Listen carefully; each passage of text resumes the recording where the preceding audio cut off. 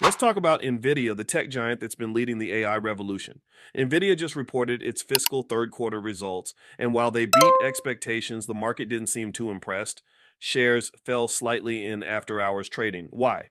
Let's break it down. First, Nvidia reported $35 billion in revenue for the quarter, a massive 94% jump from last year. Their data center revenue alone came in at $30.8 billion, blowing past expectations.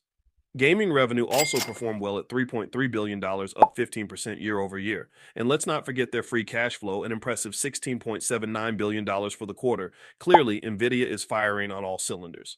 For the next quarter, Nvidia expects to hit $37.5 billion in revenue, which is higher than what analysts expected at $37.1 billion. But here's the catch. Some buy side estimates predicted $41 billion, so the guidance fell short of those more ambitious numbers. That's likely why the stock dipped. Jensen Huang, Nvidia's CEO, summed it up perfectly. The age of AI is in full steam.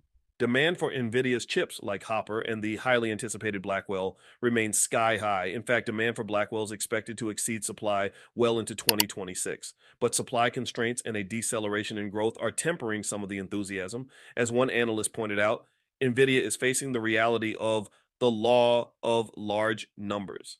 When you're already generating billions in revenue, it gets harder to sustain triple digit growth rates.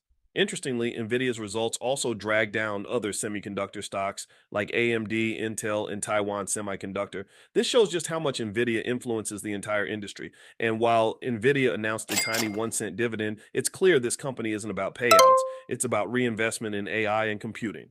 So, what's the takeaway? Nvidia is still a dominant force, but its stock may face some headwinds as growth slows. If you're investing in AI or semiconductors, keep an eye on these trends and decide whether Nvidia's current valuation makes sense for your portfolio.